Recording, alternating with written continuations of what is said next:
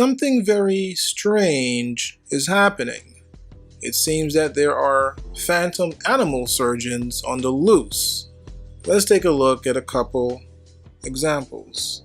Now, this all started off when a fan on Facebook sent me a news article titled, "Lightning Strike Kills 323 Wild Reindeer in Norway." Now, this article was sent to me on August the 30th, but I was kind of busy doing research for upcoming videos, so I put it on the back burner. But recently, I went back and started to look deeper into this news report and found something unbelievable. Honestly, when I first saw this news article, I didn't really look at the images. I just said, no way does a lightning strike kill 323 reindeers. I'm thinking of possibly multiple lightning strikes. Some people say, well, the electricity runs through the ground. I mean, it's very murky when it comes to explaining this type of phenomena. It's just unbelievable. So when I went back and started to analyze the images, I saw something unbelievable. And I want to show you a couple images. Hopefully you can see what I saw when I started to analyze the images a little closer. Something isn't right with these images. What do you see? Well, basically, these reindeers are missing their heads and the antlers are on top of them.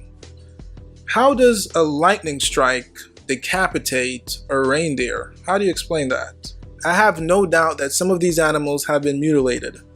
Eyes possibly removed, tongue removed. Where is the burnt grass? Why is their fur coat not charred? After reviewing this news report, I was so disturbed. I had flashbacks of some of the scariest animal mutilation reports I've ever read. And in this episode, I'm going to share them with you.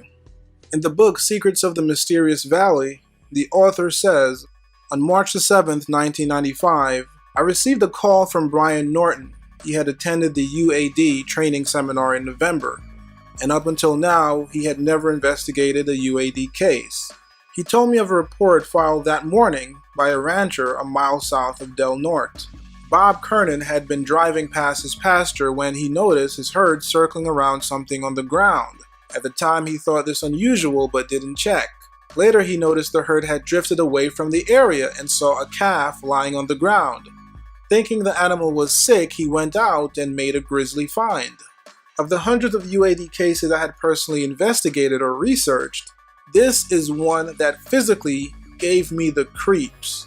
When I arrived on site and viewed the unfortunate calf, the hair literally stood up on the back of my neck, and I got a severe case of goosebumps.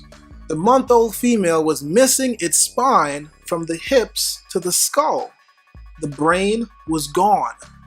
Also missing were the right front leg, all but 2 ribs.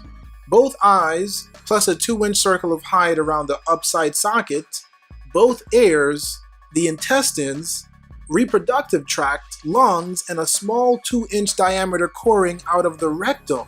The heart and liver, scavenger favorites, were left intact. The spine appeared to have been savagely torn out. The rancher's dogs had never barked. There was no blood, tracks, or signs of scavengers, and a strange cloying smell emanated from the body cavity. Kernan had put the calf in his garage in a piece of plastic, and after 5 days, there wasn't even a hint of decay.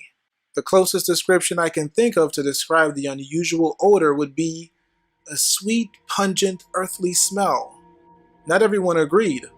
Visiting Colorado Spring investigator Ed Burke described the smell as just like a bathroom disinfectant. Bob Kernan initially didn't want the animal death publicized. He told me, "I don't want to alarm people." This reaction made sense after seeing the carcass. And here's a look at the Del Norte calf. The author gave this case the Spookiest Case Award. In the book Stalking the Herd, we find one of the most disturbing cases ever reported. On March 10, 1997, one of the most sensational mutilation reports ever filed was logged at the National Institute of Discovery Sciences offices in Las Vegas, Nevada. Terry Sherman, the owner of a ranch just south of Fort Duchesne, Utah, was understandably spooked when he called. He had endured several years witnessing a variety of unexplained occurrences that sounds like a virtual laundry list of the bizarre. Oversized wolves and other crypto creatures, large and small UFO-like objects, strange poltergeist activity, disembodied voices, large yellow portals opening up in the air above his ranch with ships floating through what seemed another dimension. The list of unexplained phenomena he and his family experienced is beyond bewildering. But that cold March afternoon when he and his wife Gwen went out to check on their newborn calves was positively frightening. They had driven out to the pasture and checked on a calf and the mama cow. Driving another 300 or so yards, they checked on a second mother-calf pair. It was the middle of the day and they saw and heard nothing unusual. Imagine their horror, fear, and revulsion when they returned to the first calf 30 to 40 minutes later and found it horribly mutilated, while they had been in the same pasture within sight of where the mutilation took place. In their popular and controversial book, Hunt for the Skinwalker, George Knapp and Colm Collier described the scene they observed after racing by private jet to the Sherman Ranch along with other NID scientists and veterinarian that same afternoon. We were looking at a scene of horror. This was something truly bizarre. My immediate impression was that an enormous force had ripped the calf apart. One of the leg bones were lying 10 feet away, having been yanked free of the knee joint. Even with a young calf, the brute force necessary to rip a femur off a knee joint and snap a tendon suggested something very powerful. Yet there was a fastidious delicacy to the way the mutilated calf had been carefully laid on the grass with all four legs spread neatly away from the body. There was no smell. The inside of the animal looked pink and tender, very healthy and very clean, almost unnaturally clean. All the internal organs were gone and the broken ribs jutted forlornly towards the sky. The head lay sideways, its lifeless eyes staring towards the western sun now low in the sky. We estimated that it was an 84-pound calf, and at least 40 pounds of which were gone, if you counted the 3 liters of blood. And this was the most chilling part of the scene, the complete lack of blood. It was as if a giant vacuum cleaner had gone through in and around the calf's carcass and sucked up every drop of its blood. We looked for even a speck of blood on the grass or on the animal's hide. Nothing. Not a drop. In the book Secrets of the Mysterious Valley, the author shares an interview of the owner of Snippy the horse. To my knowledge, this is the only full interview ever conducted with Burl Lewis, who today at age 91 lives with his wife Barbara about 15 miles from the original King Ranch. Burl, when did you first start hearing about UFOs and strange lights being seen around here? In '67, in August. So all the sightings started just before the whole Snippy episode? It all started right there. I never paid no attention to it till after the horse was killed. Until it happened right in your backyard? You might say the backyard. It happened right out back of the house. Burl laughed. Okay, let's get in a little bit and talk about Snippy. Or Lady, I mean.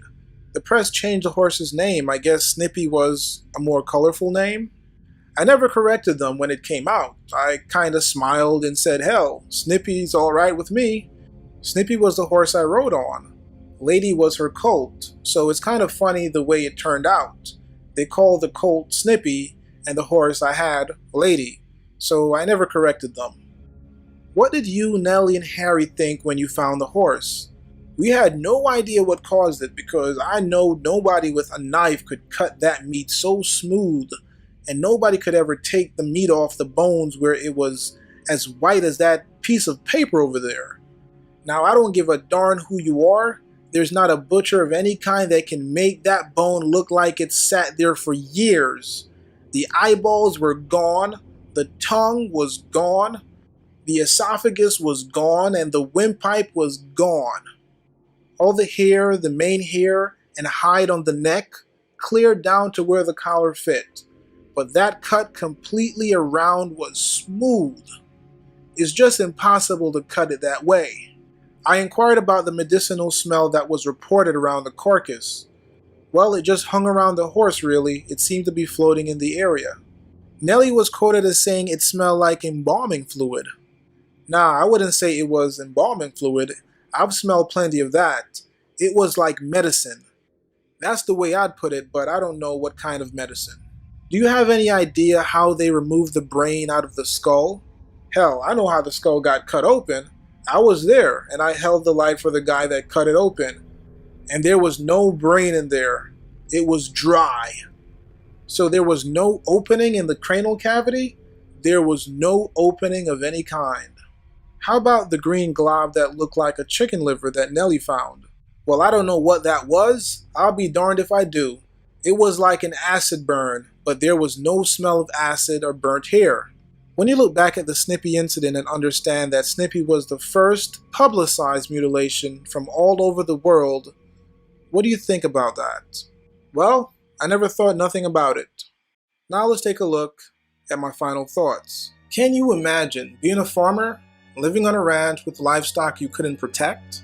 Can you imagine living in the age of information and technology with access to surveillance cameras, motion detectors, so-called satellites, sophisticated alarm systems, but yet and still, you can't protect your livestock.